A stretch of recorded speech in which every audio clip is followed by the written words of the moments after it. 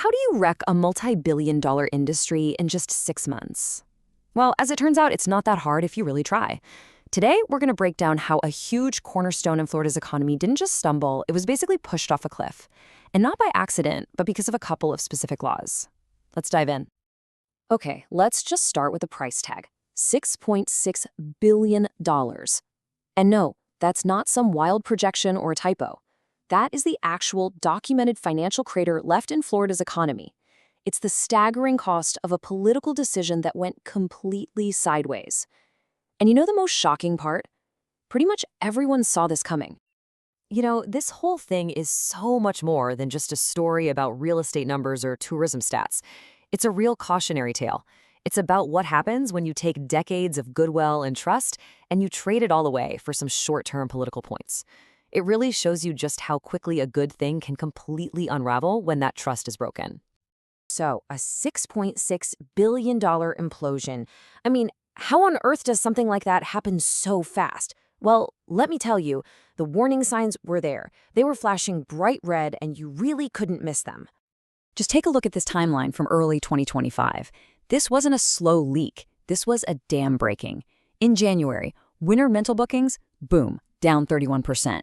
Canadian searches for Florida real estate, they plummeted by 45%. A month later, air travel is down 38%. But here is the real kicker. A 400% surge in property listings from Canadian owners in the first quarter. People weren't just thinking about leaving, they were actively sprinting for the exits. Now, to really grasp the sheer scale of this loss, you have to understand who these snowbirds actually were. See, they weren't your average visitors, not even close. They were the absolute engine of Florida's entire winter economy. And this right here really highlights the fundamental difference. A typical tourist comes down for, 5 days, stays in a hotel, hits the attractions. A snowbird, though, becomes part of the community for half the year. They buy homes, they pay property taxes, they hire local handymen, they go to local doctors. They are, quite literally, an economic pillar. And this chart just shows you the massive financial gap in dollars and cents. It's just staggering.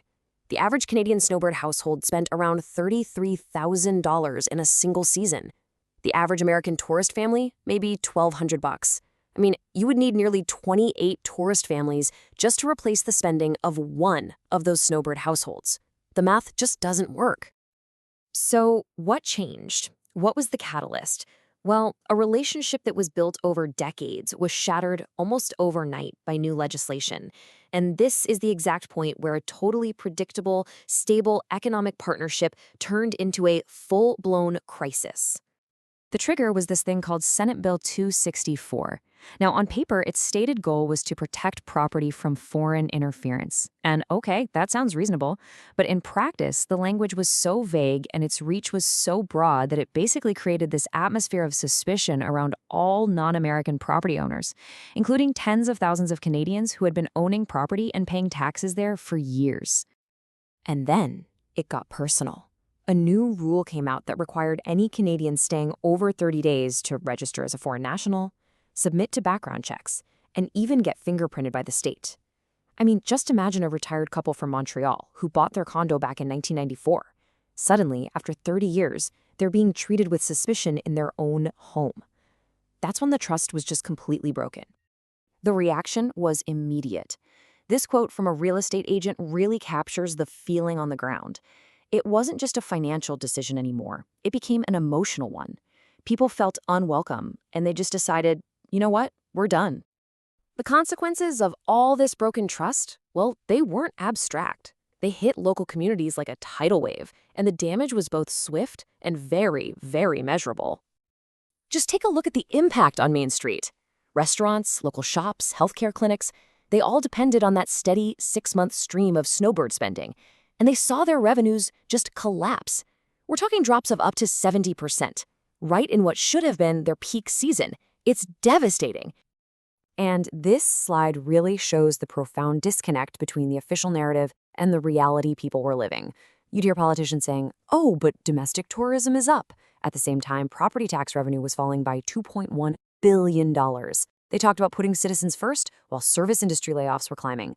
The political spin just could not hide the economic pain. This quote from a business owner in Clearwater just puts the economic math into such stark human terms. The whole idea that short-term tourists could somehow fill the massive financial void left by these long-term residents was and still is a total fantasy. But here's the thing. Floria's loss wasn't just a loss. It was a massive, wide-open opportunity for its competitors.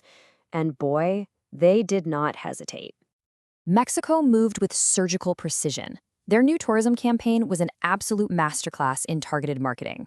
The message was simple, direct, and incredibly powerful. Sun, sand, and respect. No fingerprinting required.